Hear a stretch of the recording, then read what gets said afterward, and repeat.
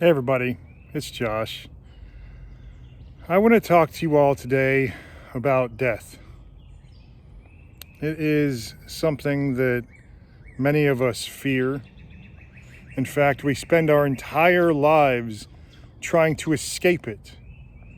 Every moment of our lives, our body is screaming, yelling, churning, trying to hold off from the pitch black darkness.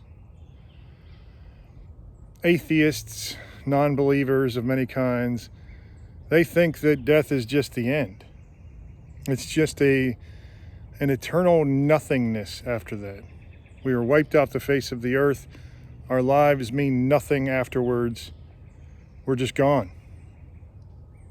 For Christians, the ones who listen to the words of Jesus Christ and believe them, we know different. We know that there is no death, that Jesus Christ conquered death for us. This is something that we don't often take seriously, because a lot of times, just as in life, we don't contemplate things on a deeper level until we are confronted by them. You might see maybe a midlife crisis, maybe something like this, where you're starting to get into middle age and the people in your life who are your elders, the pillars of your family, your older friends, they start passing away. Maybe even some of your younger friends. It becomes a harsh reality, but the reason for the midlife crisis is that we run away from that reality. We go and we try to escape into the past. We try to escape into the memories of youth, placing ourselves back in them, trying to be young again, when none of that was an issue for us, when none of that death we had to confront. I want to tell you about the last miracle Jesus performed before his own resurrection. And that was the resurrection of his friend Lazarus. Lazarus died and was dead for 4 days before Jesus got there. In fact, many of the disciples were urging Jesus not to go back, not to go to where Lazarus lived in Bethany, because that was a suicide mission. Thomas, who was kind of like the emo or the Eeyore of the group, he's like, well, I guess we're all going back to die now. Might as well go back and die. Remember Thomas was the one, the doubting Thomas, who said that, I won't believe. I just won't believe until I can touch the wounds on his hands and his chest, after Jesus Christ was resurrected from the dead himself. But regardless, what Jesus said needed to be done, the disciples listened, and they all went back to Bethany, where Lazarus had been dead for 4 days. Now, keep in mind, they did not embalm him. They did not do anything to stop the rotting from him. It's funny, if you read the King James Version of the Bible, I believe it says, he stinketh, because his body was beginning to decompose. So he stinketh. John 11:21 through 27. Martha said to Jesus, Lord, if you had been here, my brother would not have died. But even now I know whatever you ask from God, God will give you. Jesus said to her, your brother will rise again. Mary said to him, I know that he will rise again in the resurrection on the last day. Jesus said to her, I am the resurrection and the life. Whoever believes in me, though he die, yet shall he live. And everyone who lives and believes in me shall never die. Do you believe this? He asked her. She said to him, Yes, Lord, I believe you are the Christ, the Son of God, who is coming into the world. I think too many of us, and I think it was the same back in the day of Jesus Christ, thought that Jesus was speaking some coded metaphorical language. Why? Because he often spoke a coded and metaphorical language. When he said that he was the resurrection and the life, Martha thought, obviously, well, this meant that he was going to come back on the last day. It wasn't something they would see with their own eyes. Jesus had to distinguish his metaphors, his parables, from the truth of who he was. And this is something that we forget now because we don't take it seriously, even if we are Christians most of the time. We still have our doubting Thomas time. Well, unless I see it with my own eyes, I'm not going to believe it. I am not judging you. I was the same way. If you remember the day that I was saved, I did not believe that God would save me. I believed in a God, but I did not believe in an intervening God who would intervene on a micro level in a worthless life like mine, especially. But in my desperation, I cried out anyway. I said, Lord, if you please save me from the hell I'm in, I will surrender my life to you. The profound answer that I got was more than any kind of spiritual feeling. It was more than what I expected God to do in my life, because my faith in him was so weak that I thought it was just metaphors. Yes, perhaps there is a God out there, but he doesn't put his work into the world. He doesn't put his hand into our lives and actually change the things that we expect him to change. Let me rephrase that. He doesn't actually intervene in our lives. It's just a kind of metaphorical thing. And yes, after death, I thought maybe there's some sort of afterlife. I thought there's probably a better chance that there was than there wasn't. But it still wasn't enough to change my heart, my hardened heart. So when I cried out, I was genuinely seeking, but I still did not fully believe like Thomas, unless I can grasp it in my life. And of course, those of you who know my story know that within 10 minutes of asking, a white-tailed doe came out and walked alongside of me for about an hour and a half. And there was a tangible change in my life. I lived the story of Lazarus. Because the stories in the Bible, though we think are metaphorical, and often they are in a way, there is profound truth in them. So I, who had been dead for decades, I had stinketh. I had been rotting. I was so rotted, there was nothing left of the innocent child who I was. The adult life, the corruption, the disease, the filth of this world had taken that innocence from me, as it does to every single one of us who live long enough. Sometimes we have that innocence taken from us earlier than others. So Martha, she did not understand.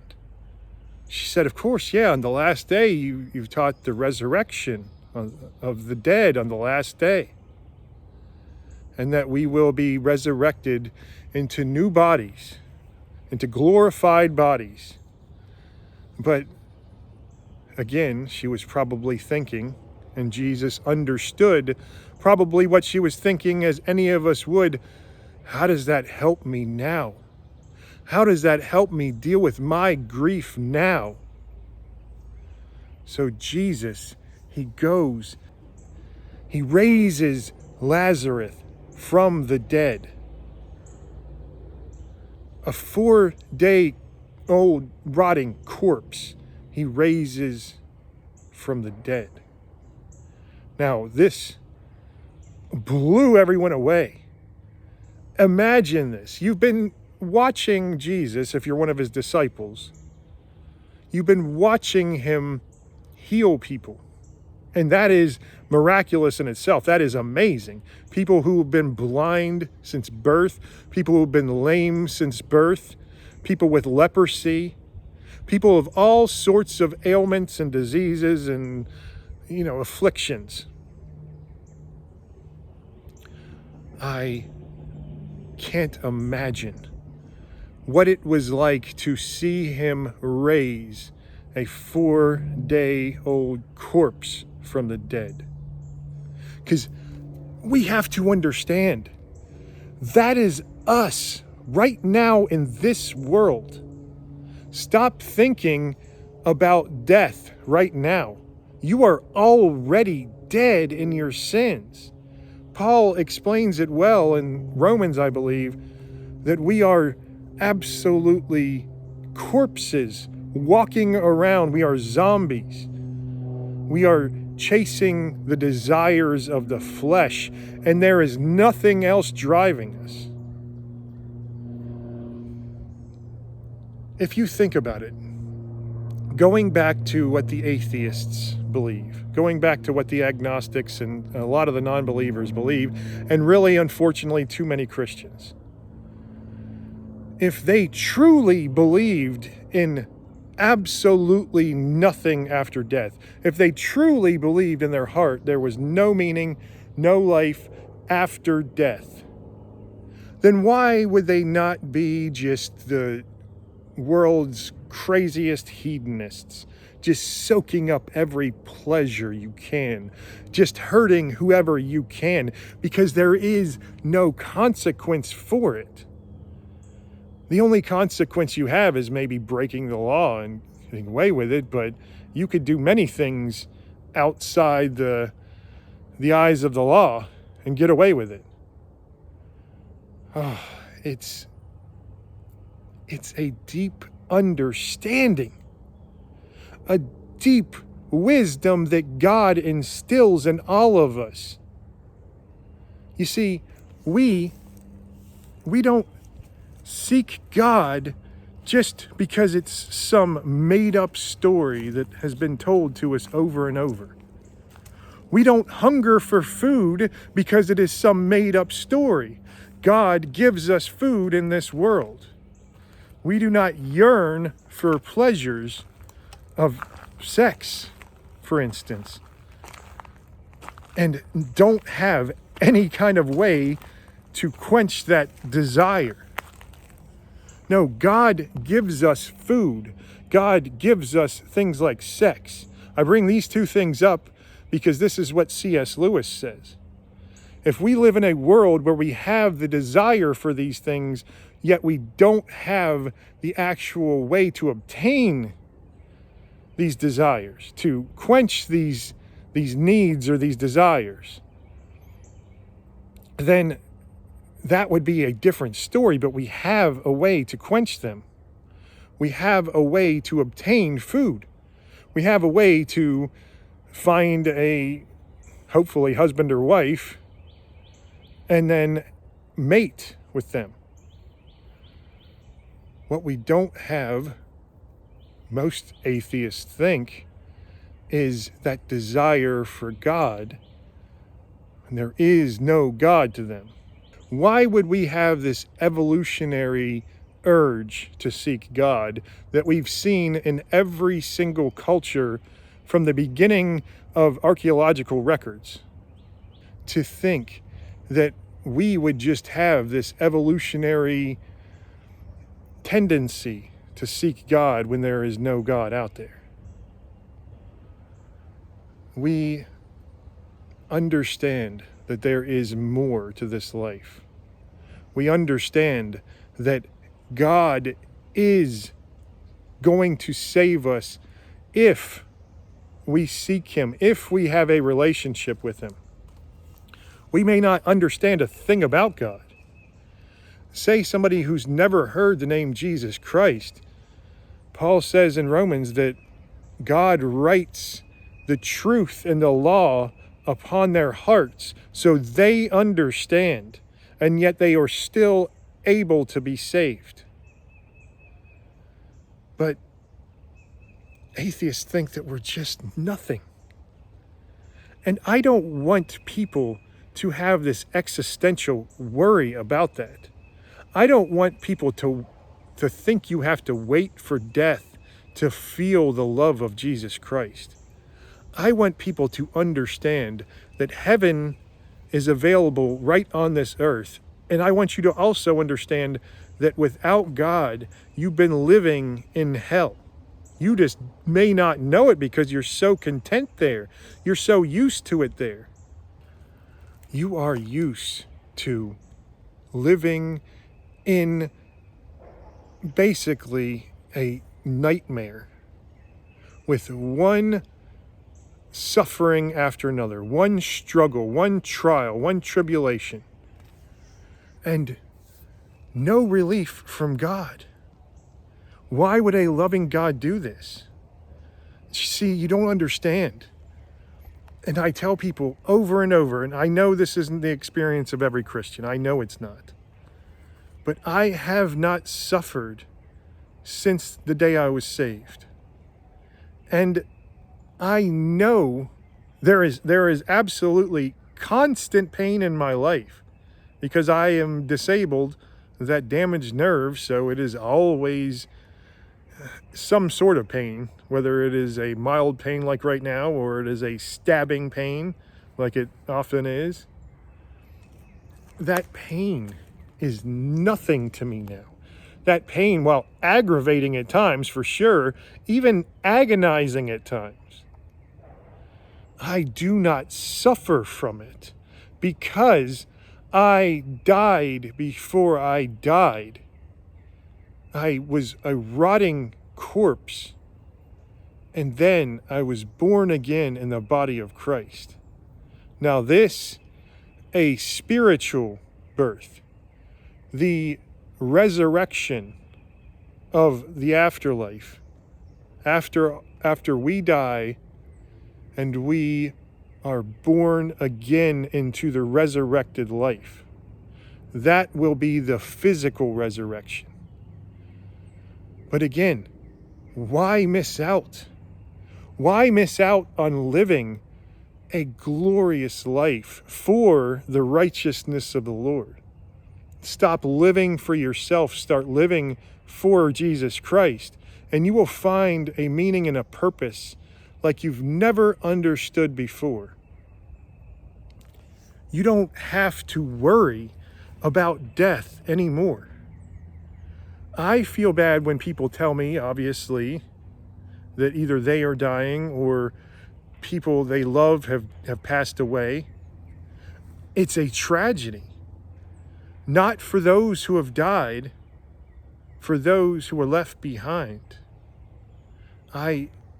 My heart aches for them because I know they grieve, they suffer, and I feel sad for them. Obviously, I don't want anyone to suffer. I don't want anyone to die. Death and suffering are the antithesis of God. He does not want that either.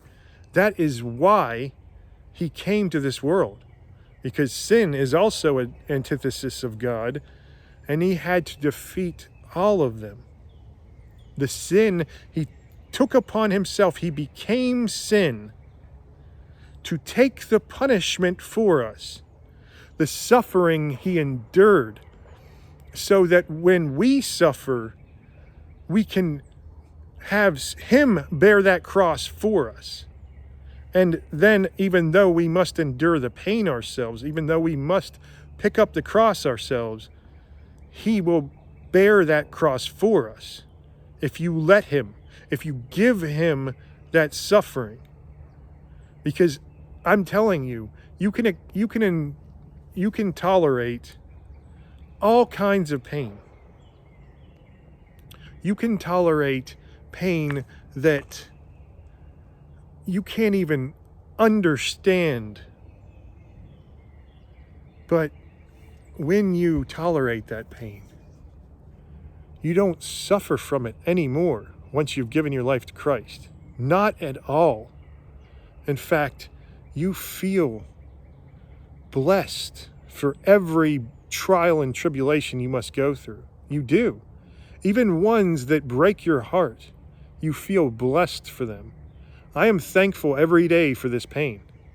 I am thankful for every bit of sadness and pain that I must endure, because I know that would have broken me before Jesus Christ, before he saved my life.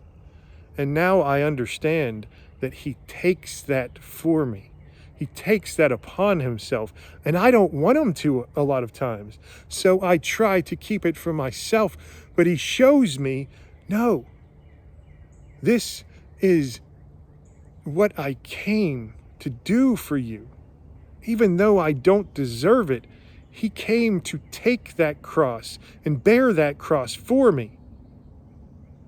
All I must do is be in that loving relationship with him, which I never, ever will leave that loving relationship with him, because I have a desperation for him. If I don't feel him in my life, it is emptiness. It is a void. So, just like they say, there are no atheists in a foxhole, right? When the height of war is chaos all around you, you cry out to God, you pray, whether you're an atheist or agnostic or whatever. Then God becomes a reality to you when you are staring death in the face. You read the last words of atheists and how agonizing they are, because they realize that they have rejected God in their lives. These realities need to be a wake-up call for you. Stop thinking of Jesus Christ as just some story, just some feel-good story.